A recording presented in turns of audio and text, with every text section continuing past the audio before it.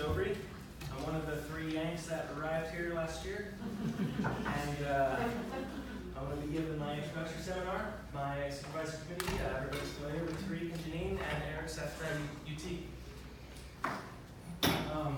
So this is a Varanus rosenberg. This is the local varanid that we have here down in the Magi National Park. This is a bit of my unicorn. They're extremely hard to find. They're real elusive. And I took this photo as it was sitting right outside of the termite mound that it had hatched out of this spring. A bit about the genus. Varanids are mammalian cats. They're extremely active predators. They're very smart. They're generalists in their diet and many aspects of their biology, but the one thing where they have a great amount of variation is in size. You have the smallest, this is Brevicotta here. It's about the size of a gecko. And then you have them all the way to the Megalania, which was disappeared from Australia in the last 10,000 to 20,000 years. The next smallest size is the Komodo monitor. Everybody's familiar mostly with that. The other thing that is unique about them is that they basically colonized every habitat type from open sandy deserts to tropical rainforests and everything in between. So I'm going to take you back into the past. This is early Miocene. The Australian continent starts to merge with Asia and it uplifts Papua New Guinea, which is an ancient coral reef. In the process, there was either shallow seas or some type of a land bridge, and there was a major influx of fauna that invaded Australia. At this time, the fossil record indicates that the varanids originated in Asia, the lower Asian continent specifically, and then they moved into Australia about 15 to 12 million years ago and rapidly colonized the continent and speciated, and now over half the species that are extant live in Australia. I'm going to talk a little bit about the process of speciation. There's 2 main types of speciation that occur. This is genetic speciation. These are rattlesnake mitochondrial DNA sequences I sequenced back in 2005 from the North Idaho border and Washington State. And as you can see, there's just minor changes that have occurred here. There's a deletion right there. This is a translocate, or just a change. And anyways, the rate of change here is about 2% per million years. It's extremely slow, but it definitely occurs. Now, chromosomal speciation is a little bit different. These involve large changes and they can happen rather fast, rather quickly. This is a spiny frog from China, and it has conserved karyotype. It has 13 chromosomes on each population here, but the differences are in chromosome 1 and chromosome 6, where they have moved around amongst each other. So sometimes the chromosomes can detach and reattach or onto the same chromosome, or they'll move to other chromosomes. So these are the 2 types of speciations that we look at, and genetic speciation is the most accepted form, and chromosomal speciation is a bit of a controversial theory because people question whether or not it happens as a result of genetic speciation and in which way it occurs. So chromosomal speciation theory, there's 3 main observed phenomena that I want to key in on. The first thing is that at the genetic level, there's remarkable conservation of gene sequences, even non-coding regions. So the whole vertebrate family is 95% similar. Now, when we look at the chromosomes, there's great variation, both in number and types of chromosomes across the vertebrate tree. And so what we see is that the karyotypes are basically just the organization of the genome and the way that they are packaged. And that has changed all over the place throughout the vertebrate story. So the mechanisms that are at play are meiotic drive, which is the favoring of a certain breakpoint. So typically the chromosomes might break and reattach at a consistent location. So usually it'll be a high repeat region, AT, or long strings of A's and T's, telomeric regions and centromeric regions, where the hydrogen bonds are are not as strong, and they're more likely to break there, but there could also be other things at play, epigenomic factors, all kinds of things. And then reticulate evolution is the merging of two separate populations or two separate species coming together to form a third hybrid species.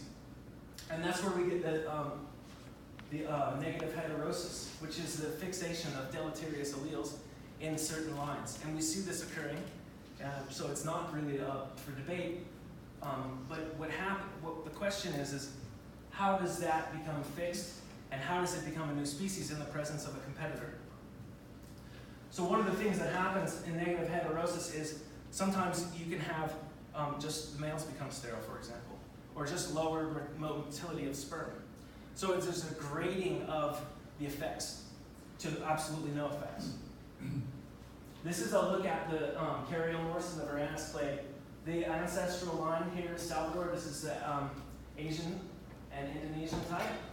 And the three Australian types here are Odatria, Gouldii, and Varius. And what's occurred here is the same type of polymorphism each time is a paracentric inversion. So the chromosomes break at the centromere, they flip and they reattach. And when they reattach, they attach in two places, and that's a more derived, stable combination, so it's not likely that they go back once they go there. So it's a deterioration and in a more derived form. This is a look at the distribution of these karyotypes across the global distribution of the varanids.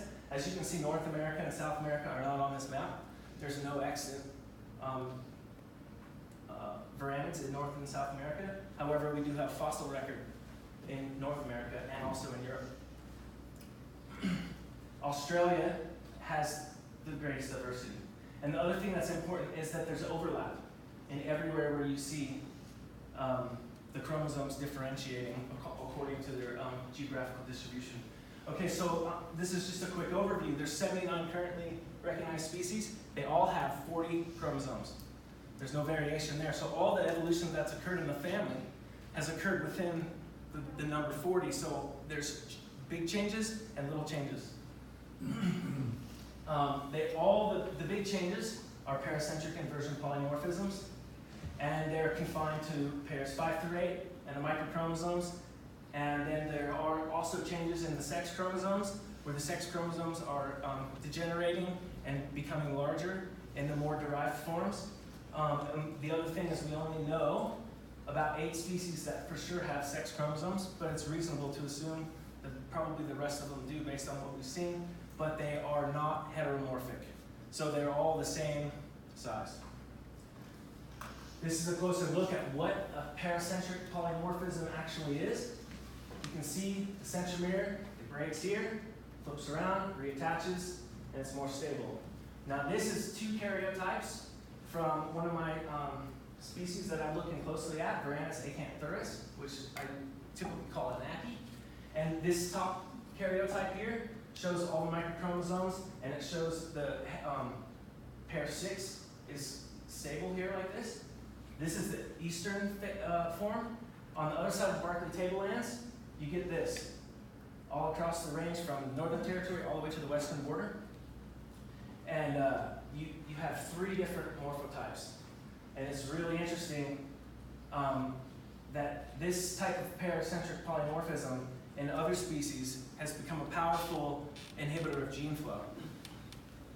Whether it's happening in this, we don't know yet, but I'm going to hypothesize that this is segregating populations.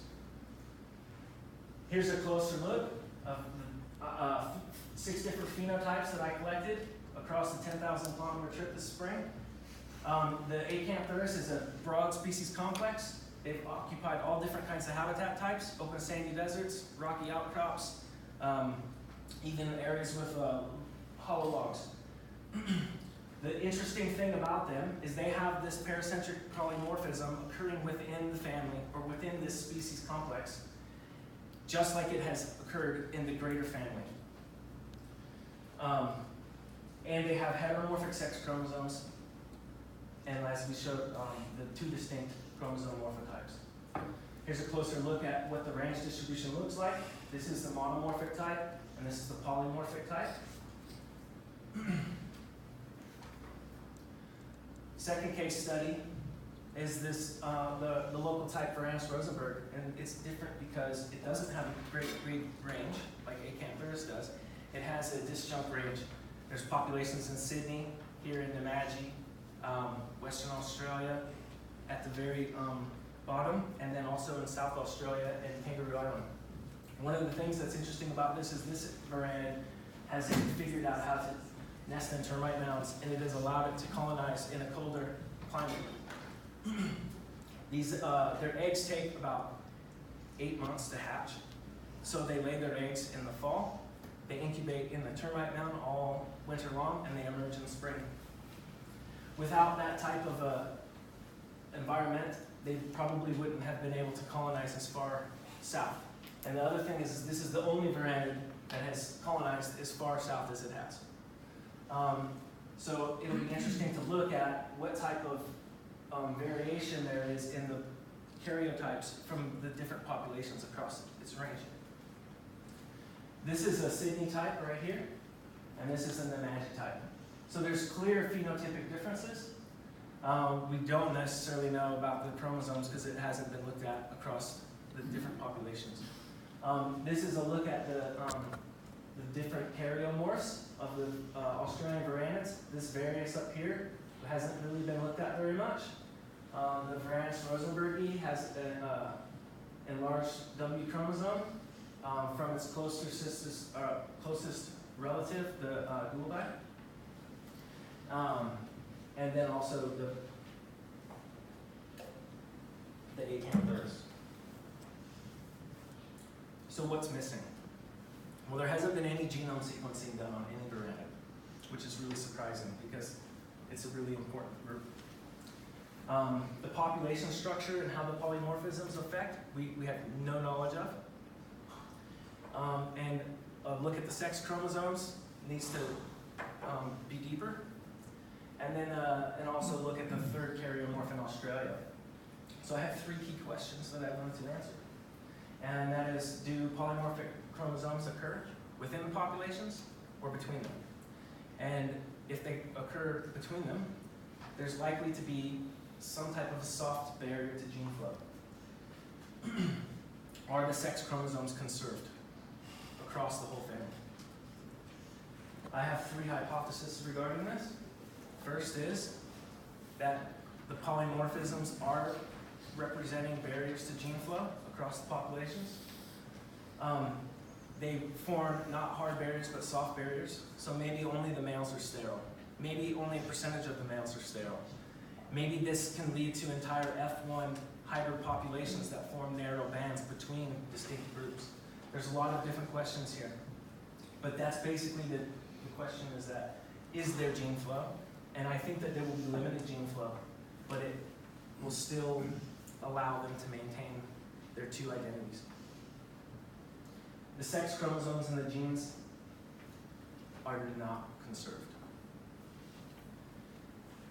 Experimental design for my project is I'm going to field collect across the species distribution, and I'm going to look at phenotypic variation to key into certain populations, and those are the ones I'm going to sample.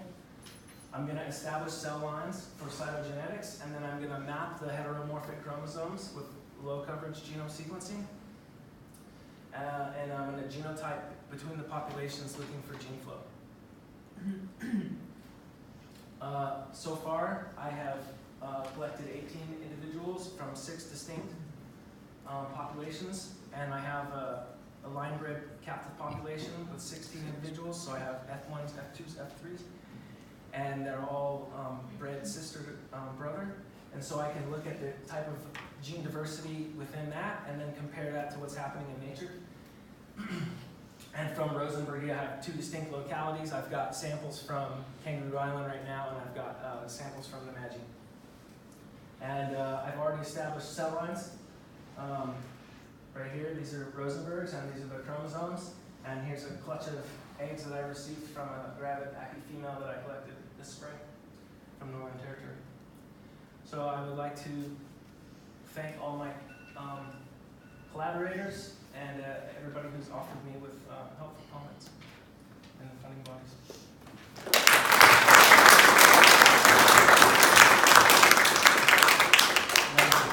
To answer any questions.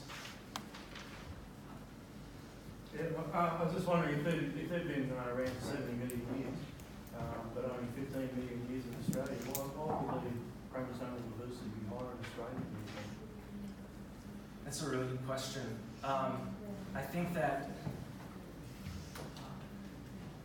maybe the environment in Australia has allowed them to become isolated and then expand many times.